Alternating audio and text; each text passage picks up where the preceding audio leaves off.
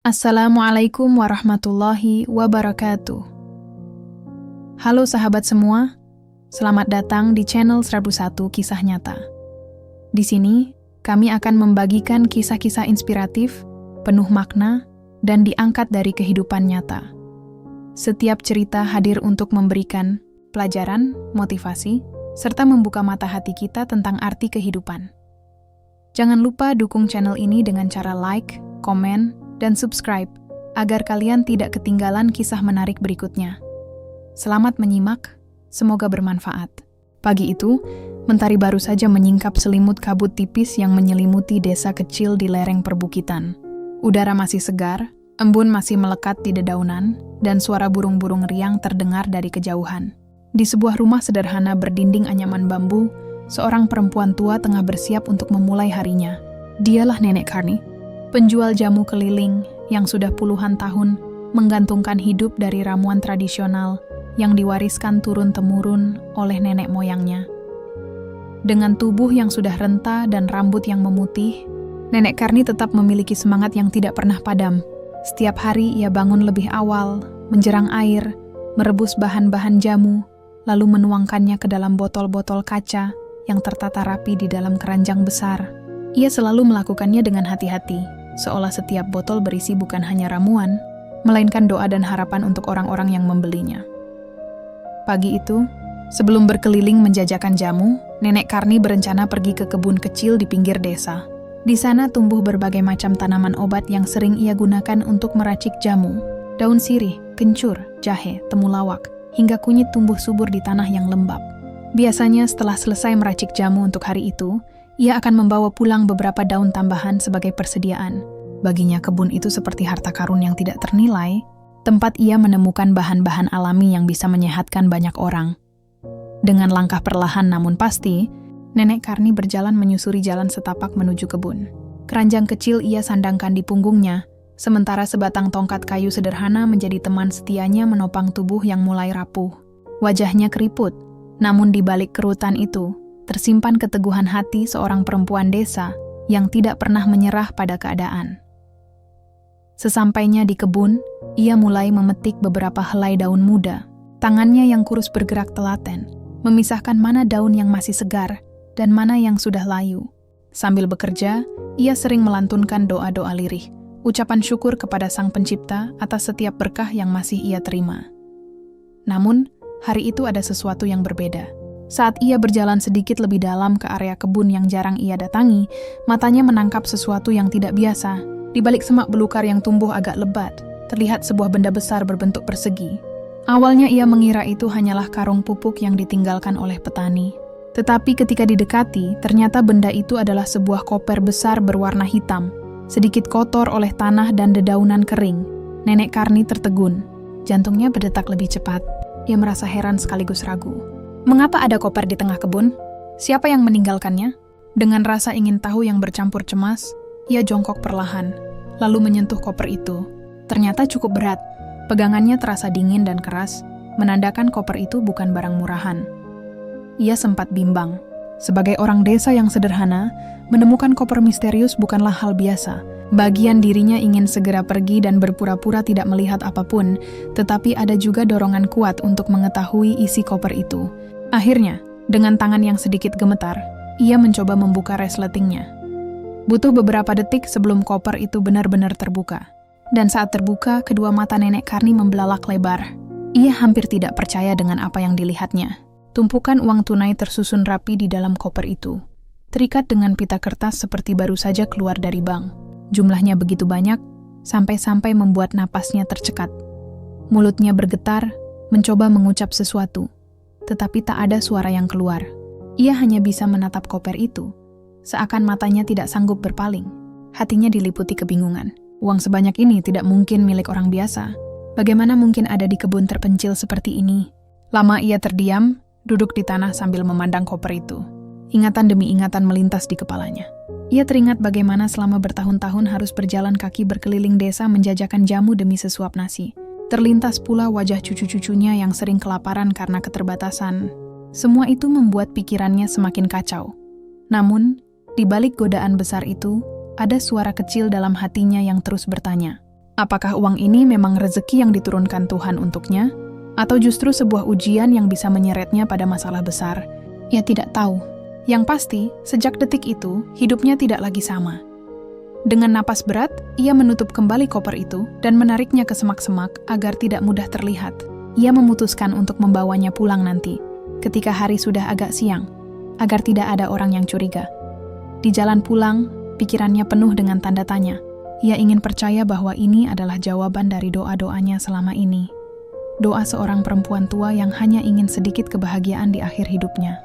Namun, entah mengapa, hatinya tetap bergetar, seakan ada bahaya besar yang mengintainya di balik uang itu. Dan tanpa disadari Nenek Karni, dari kejauhan sepasang mata tengah memperhatikannya. Seseorang lain ternyata juga mengetahui keberadaan koper misterius itu. Namun bagi Nenek Karni, ia masih mengira hanya dirinya seorang yang tahu. Ia belum tahu bahwa koper itu bukan sekadar tumpukan uang, melainkan rahasia besar yang akan menyeretnya ke dalam pusaran cerita yang tidak pernah ia bayangkan.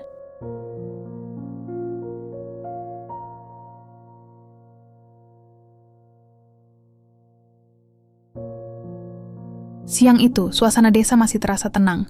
Angin sepoi-sepoi bertiup lembut, menggoyangkan dedaunan kelapa di halaman rumah. Dari kejauhan terdengar suara anak-anak kecil yang bermain, berlari di jalanan tanah sambil tertawa riang. Tetapi di dalam rumah bambu sederhana yang berdiri di ujung desa, hati seorang nenek tua justru dilanda kegelisahan yang tak bisa ia bendung. Nenek Karni duduk di lantai beralaskan tikar pandan. Di hadapannya, sebuah koper besar tergeletak, masih tertutup rapat. Matanya terus menatap benda itu dengan campuran rasa takut dan bingung. Ia sudah membawa koper itu pulang dari kebun tadi pagi, dibungkus dengan kain lusuh, disembunyikan di bawah tumpukan kayu bakar, agar tidak terlihat orang lain. Namun, meski sudah tersembunyi, bayang-bayang koper itu seakan terus menghantui pikirannya. Beberapa kali ia menarik napas dalam-dalam. Uang sebanyak itu bisa mengubah hidupnya. Dengan uang itu, ia tak perlu lagi berjalan jauh menjajakan jamu. Ia bisa memperbaiki rumahnya yang hampir roboh, bisa menyekolahkan cucunya yang selama ini harus putus sekolah karena tidak ada biaya. Bahkan ia bisa membeli sawah kecil untuk diwariskan kepada keluarganya. Semua itu terbayang jelas di kepalanya, seakan kebahagiaan yang selama ini hanya mimpi tiba-tiba berada di depan mata. Namun, di balik harapan itu, muncul pula rasa takut. Dari mana asal uang ini? Apakah milik orang jahat? Apakah hasil curian? Bagaimana jika ada yang mencarinya? Bagaimana jika ada orang yang tahu koper itu kini ada di tangannya? Bayangan buruk itu membuat keringat dingin membasahi tubuh tuanya, meski udara siang tidak terlalu panas. Sambil memegang dada yang berdebar, ia bergumam lirih. Ya Allah, ini ujian apa yang Engkau berikan pada saya? Apakah ini rezeki atau justru cobaan? Tak lama kemudian, pintu rumah diketuk seseorang. Nenek Karni tersentak. Wajahnya panik. Ia buru-buru menutup koper dengan kain goni dan menyeretnya ke sudut gelap rumah, lalu duduk seolah-olah tidak terjadi apa-apa. Ternyata yang datang adalah tetangganya, seorang perempuan paruh baya bernama Bu Sarti. Ia sering membeli jamu dari Nenek Karni setiap kali lewat depan rumah. "Nek, tadi saya cari-cari jamu kok tidak jualan. Biasanya pagi-pagi sudah keliling," tanya Bu Sarti sambil tersenyum ramah. Nenek Karni berusaha menenangkan diri. Ia balas tersenyum, meski hatinya masih bergetar. "Aduh, Bu, tadi badan saya agak capek, jadi saya tidak keliling dulu. Jamu masih ada, kalau Ibu mau." Bu Sarti mengangguk. Ia membeli sebotol jamu, lalu mengobrol sebentar tentang hal-hal ringan. Tetapi bagi Nenek Karni, setiap kalimat terasa panjang, karena pikirannya tidak bisa lepas dari koper di sudut rumah. Begitu Bu Sarti pergi, ia segera menutup pintu rapat-rapat dan kembali menatap koper itu. Hari menjelang sore. Sinar matahari yang masuk lewat celah-celah dinding bambu menciptakan bayangan samar di lantai. Nenek Karni duduk sendirian, memandangi koper yang kini seperti beban berat bagi hidupnya. Ia ingin sekali membuka dan menghitung uang di dalamnya, tapi hatinya menolak. Ada rasa takut yang menahan tangannya. Akhirnya ia hanya duduk termenung, memikirkan banyak hal. Tiba-tiba ia teringat cucu lelakinya, Arif, yang sedang merantau ke kota untuk bekerja serabutan. Ia ingat betapa kerasnya perjuangan Arif demi membantu biaya hidup mereka, juga cucunya yang lain, Siti, yang harus berhenti sekolah karena tidak ada uang. Semua kenangan pahit itu membuat hatinya kembali goyah.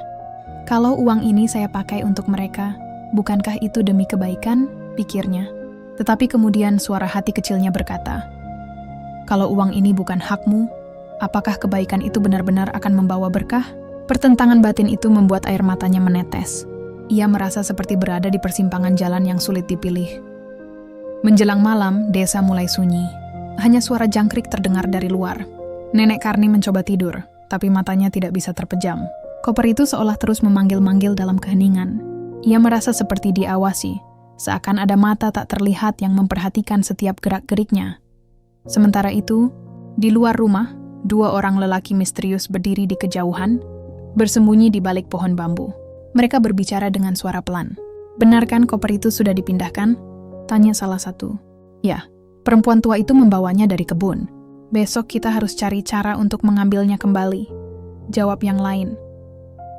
Tanpa disadari Nenek Karni, uang dalam koper itu bukanlah uang biasa. Itu adalah hasil korupsi seorang pejabat yang disembunyikan, lalu dititipkan pada orang suruhan. Namun rencana itu gagal, karena koper justru tertinggal di kebun.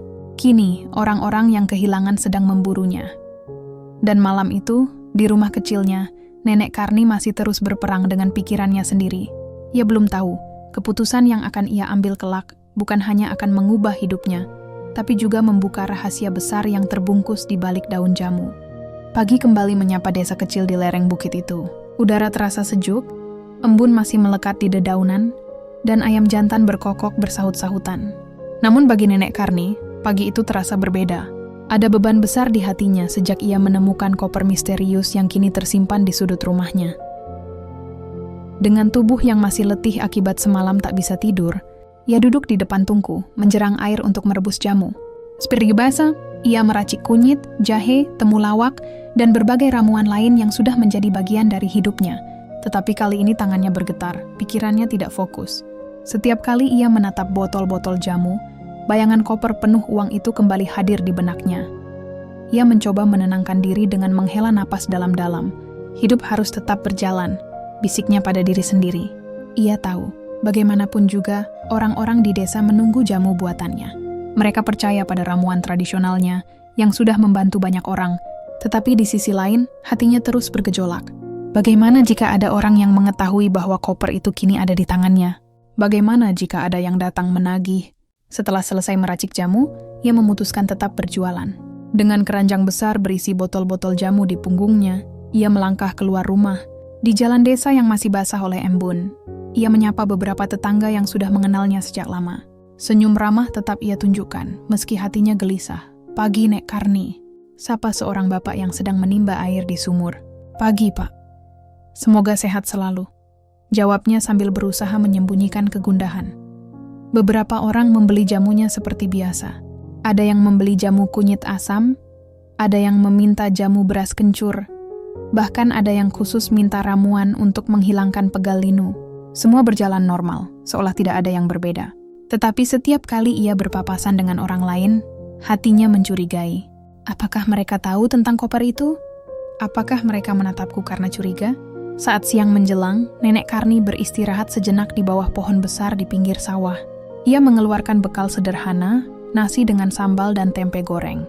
Namun baru saja hendak menyuap makanan, pikirannya kembali melayang ke koper yang ditinggalkannya di rumah.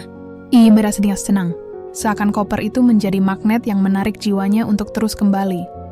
Sore harinya, setelah berjualan, ia pulang dengan langkah yang lebih cepat dari biasanya. Sesampainya di rumah, ia langsung memeriksa koper yang disembunyikan di sudut gelap. Saat ia membuka kain penutupnya, memastikan koper itu masih ada. Betul, koper itu masih tergeletak di tempat semula, tidak bergeser sedikit pun. Tetapi rasa lega itu hanya sesaat, karena pertanyaan yang sama kembali menghantui. Apa yang harus kulakukan dengan uang ini? Malamnya, ketika desa kembali sunyi, Nenek Karni duduk di dekat lampu minyak. Matanya menatap kosong ke arah koper. Ia merasa hidupnya yang dulu sederhana kini berubah penuh tekanan hanya karena benda itu. Ia teringat cucu-cucunya lagi, Arif, cucu lelaki yang berjuang di kota. Siti, cucu perempuannya yang pintar namun harus berhenti sekolah. Bayangan wajah mereka membuat air matanya menetes. Ia membayangkan jika uang itu dipakai untuk membiayai sekolah Siti, pasti gadis kecil itu akan senang. Ia juga membayangkan bisa membangun rumah sederhana, agar cucunya tidak lagi tidur di lantai tanah yang dingin. Tetapi kemudian suara hatinya kembali berbisik. Apakah kebahagiaan itu akan benar-benar bertahan jika uang yang dipakai bukan hakmu? Tiba-tiba, ketukan pelan terdengar di pintu rumah. Nenek Karni terkejut. Dengan hati-hati ia bangkit dan membuka pintu. Ternyata yang datang adalah seorang pria tak dikenal, berpakaian rapi, namun wajahnya penuh rasa ingin tahu. "Permisi, Bu. Saya orang baru di desa ini. Tadi saya lewat kebun dekat sungai, ada barang yang hilang. Apakah Ibu melihat sesuatu di sana?" Tanyanya dengan nada halus. Pertanyaan itu membuat jantung Nenek Karni berdetak kencang. Ia mencoba menahan ekspresinya agar tidak terlihat gugup. "Barang? Saya tidak tahu, Nak. Saya cuma ambil daun-daunan untuk jamu," jawabnya singkat. Pria itu menatapnya lekat, seakan ingin membaca pikirannya. Namun kemudian ia hanya tersenyum tipis. "Kalau begitu, maaf mengganggu. Kalau Ibu menemukan sesuatu, tolong kabari ya." Setelah itu, ia pergi meninggalkan rumah. Nenek Karni menutup pintu perlahan, lalu bersandar dengan napas tersengal. Ia sadar, koper itu bukan lagi sekadar rahasia pribadi. Ada orang lain yang mencarinya. Dan semakin lama ia menyimpannya, semakin besar pula bahaya yang mengintai. Malam itu, ia tidak bisa tidur. Ia hanya duduk memeluk lutut di dekat koper, seperti seorang penjaga yang terikat pada beban besar. Di satu sisi, ia ingin meyakinkan diri bahwa uang itu adalah jawaban doa-doanya. Tetapi di sisi lain, ia tahu betul bahwa setiap rupiah di dalam koper itu membawa resiko. Dalam keheningan malam, ia berbisik lirih. "Apa yang harus kulakukan, ya Allah? Tunjukkan jalan untuk hamba-Mu yang lemah ini." Dan di luar sana, di kegelapan desa, orang-orang misterius terus bergerak, mencari tahu keberadaan koper yang hilang. Mereka tidak akan berhenti sampai menemukannya kembali. Tanpa sadar, Nenek Karni kini sudah berada di tengah pusaran rahasia besar yang akan menguji keteguhan hatinya. Hari berganti hari, tetapi hati Nenek Karni tidak juga tenang. Sejak koper penuh uang itu berada di rumahnya, kehidupan yang dulu sederhana kini berubah menjadi serba cemas. Senyum yang biasanya tulus ketika ia berjualan jamu kini sering terasa dipaksakan. Setiap langkah terasa was-was, setiap tatapan orang seolah menyimpan kecurigaan. Pagi itu, setelah selesai menyiapkan jamu, ia duduk di teras rumah bambu kecilnya sambil menatap jalan desa yang mulai ramai. Beberapa anak berangkat sekolah, petani berjalan ke sawah, dan pedagang keliling lewat dengan pikulan. Semua tampak biasa, tetapi di mata Nenek Karni, semua itu seperti dunia yang tidak lagi sama. Hatinya diliputi pertanyaan besar, sampai kapan ia bisa menyembunyikan rahasia ini? Siang harinya, datanglah cucu perempuannya, Siti. Gadis kecil itu baru saja pulang dari membantu tetangga menjemur padi. Keringat membasahi dahinya, namun senyumnya tetap cerah. "Mbah, tadi Bu Sarti kasih saya sepotong singkong rebus. Katanya buat Mbah biar ada tenaga," kata Siti sambil menyerahkan bungkusan kecil. Nenek Karni menerima singkong itu dengan mata berkaca-kaca. Hatinya terenyuh melihat kebaikan tetangganya, juga kesederhanaan hidup cucunya. Ia tahu Siti seharusnya masih duduk di bangku sekolah, belajar dan bermain dengan teman-temannya. Tetapi karena tidak ada biaya, gadis itu terpaksa membantu pekerjaan orang untuk sekadar mendapat makanan. Saat itu pula, pikiran tentang koper kembali menghantam hatinya. Dengan uang itu, ia bisa menyekolahkan Siti lagi, membelikan seragam baru, bahkan menyiapkan masa depan cucunya. Namun ia masih takut, apakah benar uang itu pantas digunakan? Sore menjelang, seorang perangkat desa datang ke rumahnya. Lelaki itu bernama Pak Lurah Minto. Ia dikenal ramah, tetapi wajahnya kali ini tampak serius. "Nek Karni," ucapnya hati-hati. "Beberapa hari ini ada kabar beredar. Katanya ada koper misterius yang hilang di kebun dekat sungai. Orang-orang di desa sudah mulai bertanya-tanya. Mungkin Mbah tahu sesuatu?" Pertanyaan itu membuat dada Nenek Karni berdegup kencang. Ia berusaha tersenyum, meski suaranya terdengar agak bergetar. "Saya hanya ke kebun untuk ambil daun jamu, Pak Lurah. Saya tidak melihat koper apa-apa." "Mungkin itu barang orang kota yang tersesat," jawabnya pelan. Pak Lurah menatap wajahnya beberapa detik, seolah mencoba membaca sesuatu. Lalu ia hanya mengangguk. "Kalau begitu baiklah, Nek. Tapi kalau sewaktu-waktu Mbah menemukan sesuatu, jangan ragu memberitahu saya. Ini demi keamanan desa juga," katanya sebelum pamit. Begitu pintu tertutup, Nenek Karni langsung terduduk lemas. Keringat dingin bercucuran di keningnya. Ia sadar, berita tentang koper itu sudah tersebar. Artinya, cepat atau lambat orang-orang akan datang mencarinya, mungkin dengan cara yang lebih keras. Malam itu, ia kembali duduk di depan lampu minyak. Di hadapannya koper itu masih tergeletak, seolah menjadi tamu asing yang tak diundang. Ia menatapnya dengan mata kosong. Ada perasaan ingin segera menyerahkan koper itu ke pihak berwajib agar beban hatinya hilang.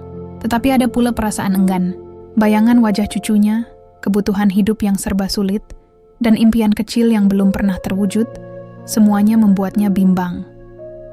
Dalam kebingungan itu, Siti duduk di sampingnya. Dengan polos, cucu kecil itu berkata, "Mbah, kenapa akhir-akhir ini sering melamun? Apa Mbah sakit?" Nenek Karni tersenyum tipis sambil mengelus kepala cucunya. "Tidak, Nak. Mbah hanya memikirkan banyak hal." Siti memandangnya dengan mata jernih.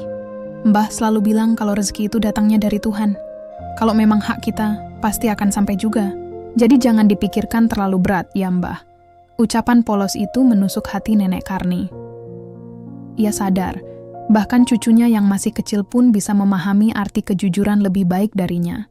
Air matanya menetes tanpa bisa ditahan. Ia memeluk Siti erat-erat, seakan takut kehilangan satu-satunya cahaya dalam hidupnya. Sementara itu, di luar rumah, orang-orang misterius masih mengintai. Mereka tahu koper itu ada di tangan seseorang, dan mereka yakin, cepat atau lambat, rahasia itu akan terungkap. Malam semakin larut. Desa tenggelam dalam sunyi. Hanya suara jangkrik yang menemani. Tetapi di dalam hati seorang nenek tua, badai terus bergemuruh. Nenek Karni tahu ia tidak bisa terus berdiam diri. Ia harus mengambil keputusan besar. Menyimpan koper itu dengan segala resikonya. Atau menyerahkannya meski harus kembali hidup dalam kesederhanaan. Dan ia belum tahu, apapun pilihannya nanti, jalan hidupnya tidak akan pernah sama lagi. Karena di balik daun jamu yang selalu ia percaya sebagai sumber kesehatan dan berkah, kini tersimpan rahasia yang jauh lebih berat daripada yang pernah ia bayangkan. Hari-hari berlalu, dan beban rahasia itu semakin menghimpit dada Nenek Karni. Koper yang dulu ia sembunyikan di sudut rumah kini seperti menatapnya setiap saat.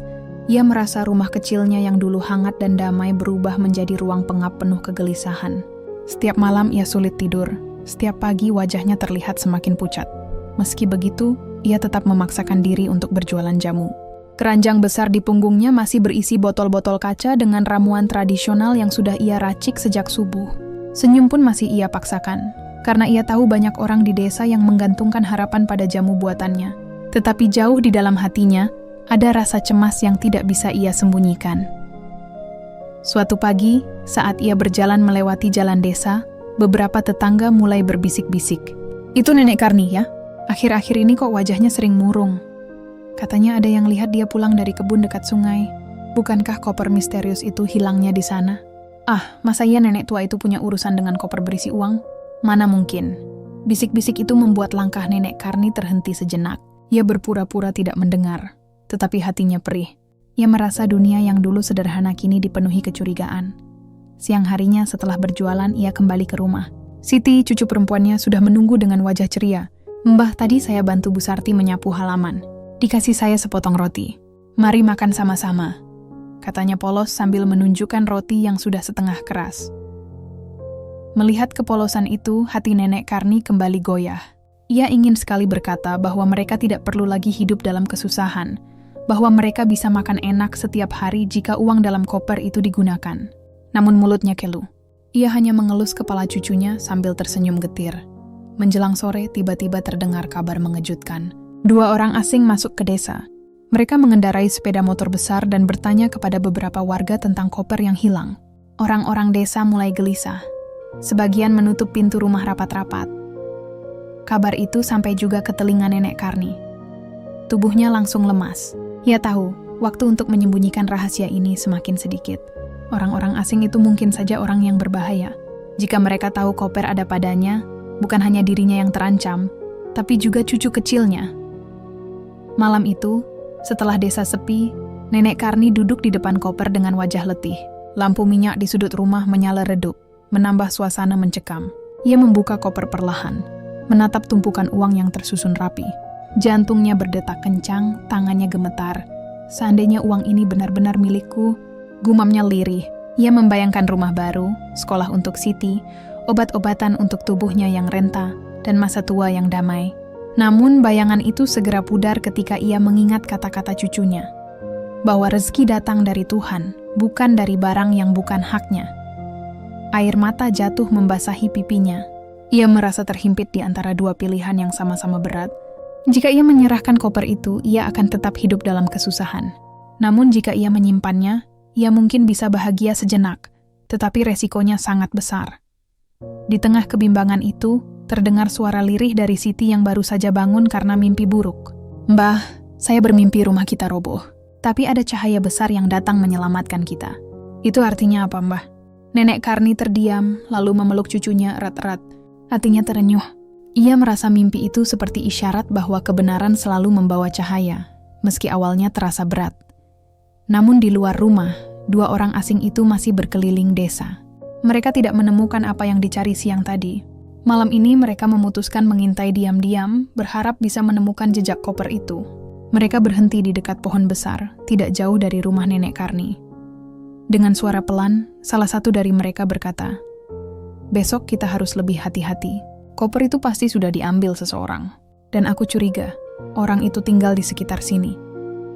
Kata-kata itu menjadi ancaman yang tidak disadari Nenek Karni.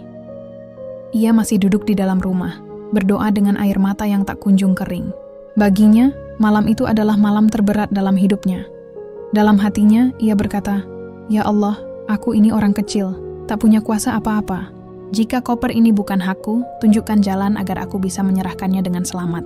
Tapi jika ini memang Engkau titipkan untuk kebaikan cucuku, kuatkan aku agar bisa menjaganya." Dan malam itu pun berlalu dengan gelisah.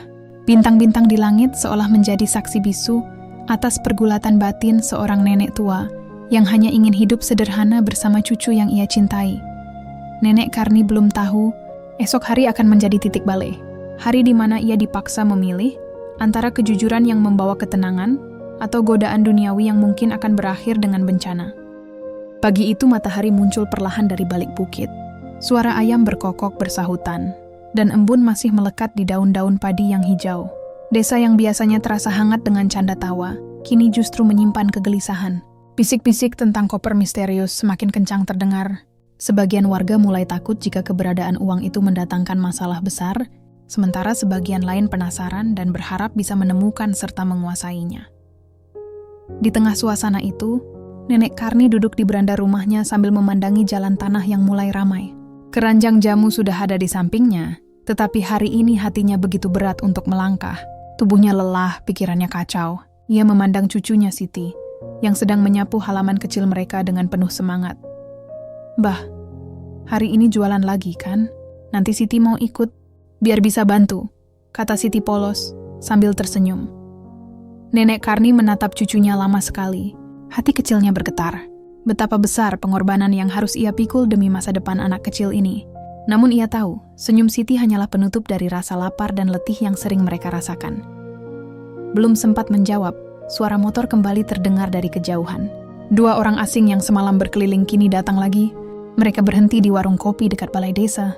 Orang-orang mulai mendekat, ingin tahu apa maksud kedatangan mereka. Salah satu dari mereka berbicara dengan nada tegas. "Kami kehilangan koper berisi uang dalam jumlah besar. Benda itu sangat penting. Jika ada warga desa yang menemukannya, sebaiknya segera mengembalikan. Kalau tidak, masalah bisa jadi besar. Kami akan mencari sampai ketemu." Ucapan itu membuat jantung Nenek Karni berdegup kencang. Ia merasa seolah setiap kata diarahkan kepadanya. Tubuhnya mulai gemetar. Keringat dingin mengucur meski angin pagi masih sejuk. Malam sebelumnya, ia sudah berdoa agar diberi jalan keluar. Dan kini tanda itu seakan nyata. Ia tahu jika ia terus menyimpan koper itu, bukan hanya dirinya yang akan menderita, tapi juga cucunya, bahkan mungkin seluruh desa akan terkena dampaknya. Dengan langkah lemah, ia masuk ke dalam rumah, lalu duduk di depan koper yang masih tersimpan rapi di bawah tikar lusuh. Tangannya menyentuh bagian atas koper, seakan ingin merasakan beban yang selama ini ia pikul. Matanya berkaca-kaca. "Ya Allah, ampuni hamba yang penuh keraguan ini. Hamba hanya ingin cucu hamba hidup lebih baik. Tapi hamba takut jalan yang salah justru membawanya sengsara," bisiknya lirih. Tak lama kemudian, ia memanggil Siti. "Nduk, mari ke sini sebentar," ucapnya dengan suara bergetar. Siti mendekat, duduk di samping neneknya. "Ada apa, Mbah?" Wajah Mbah pucat sekali, tanyanya penuh khawatir. Dengan hati-hati, Nenek Karni membuka koper itu di depan cucunya. Mata Siti langsung membesar melihat tumpukan uang yang begitu banyak. Ia menutup mulutnya, tidak percaya dengan apa yang ia lihat. "Mbah, ini uang siapa? Kenapa bisa ada di rumah kita?" Nenek Karni mengelus kepala cucunya, lalu berkata pelan, "Mbah menemukannya di ladang kebun waktu itu. Sudah lama Mbah bingung. apakah harus menyimpannya atau menyerahkannya. Tapi sekarang Mbak sadar, uang ini bukan milik kita. Jika kita pertahankan, hanya musibah yang akan datang. Siti terdiam, air matanya mengalir. Ia masih kecil tapi hatinya begitu jernih. Mbak, Siti nggak apa-apa kalau hidup sederhana. Yang penting kita tenang dan nggak takut. Kalau uang ini bukan milik kita, lebih baik dikembalikan. Tuhan pasti kasih rezeki dengan cara lain, jawabnya tulus. Jawaban polos itu membuat hati Nenek Karni luluh sepenuhnya. Ia merasa seperti mendapat cahaya penuntun. Ia memeluk cucunya erat-erat sambil menangis. Terima kasih, Nduk, kau benar. Kita harus jujur, meski berat.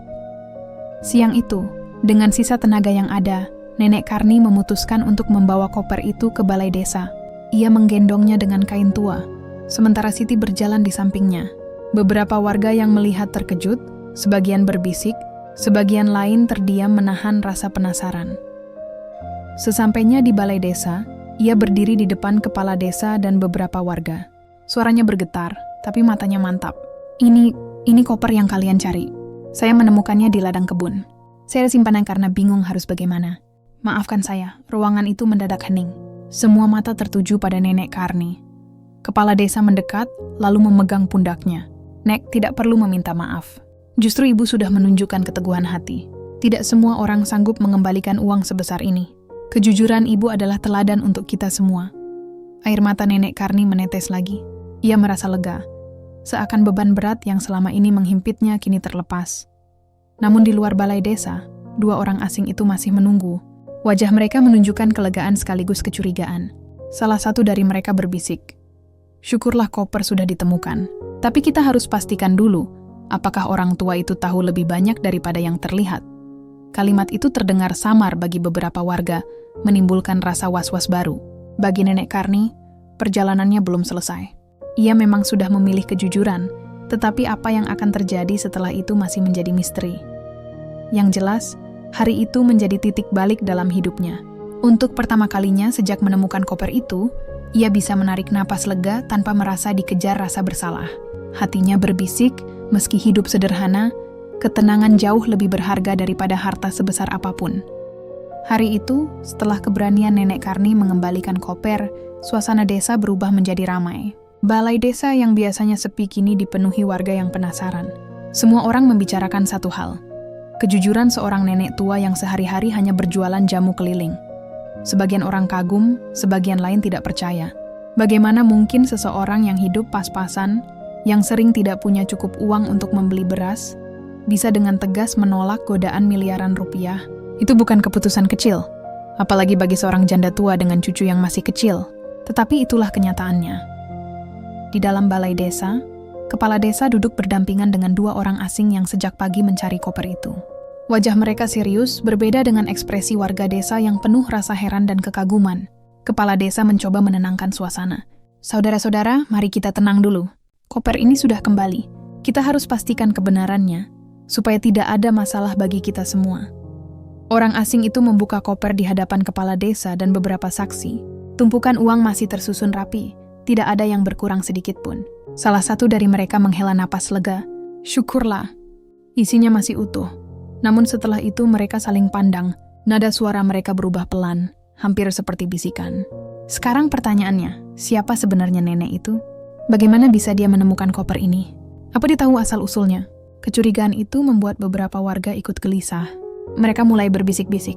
"Jangan-jangan Nenek Karni akan dituduh macam-macam." Kasihan kalau sampai dia dianggap bersalah.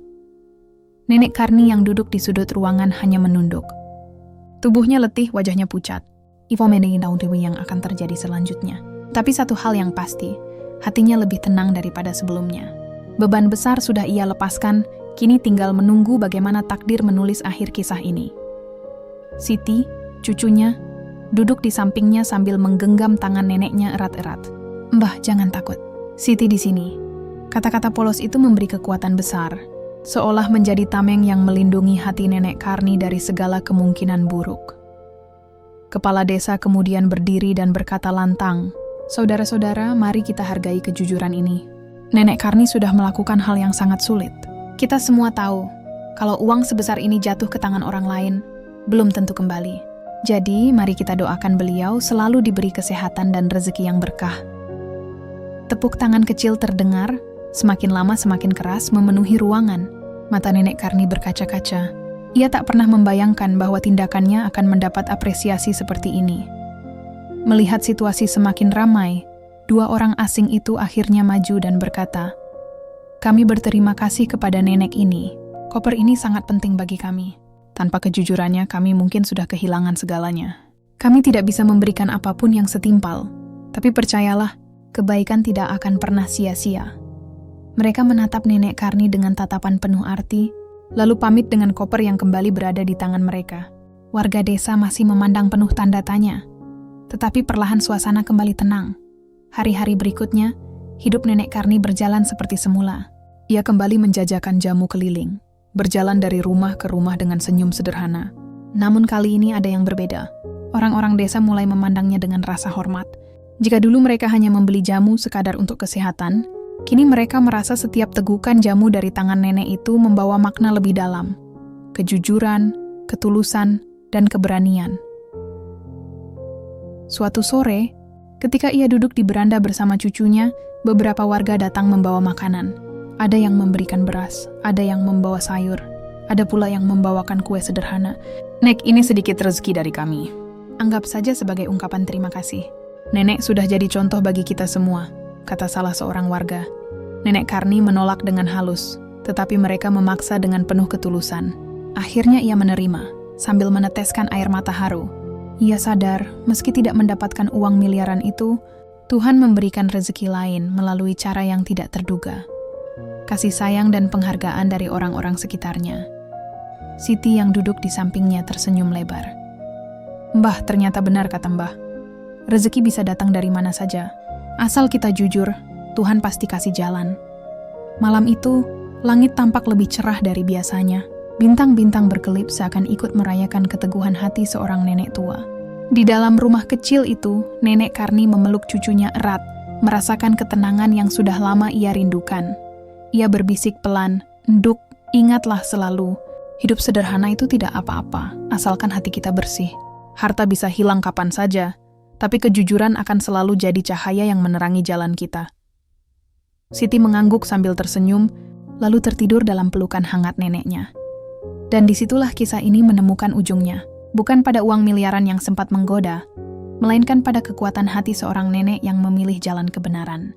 Sebuah jalan yang mungkin tampak sulit, tapi pada akhirnya membawa kedamaian yang tak ternilai harganya.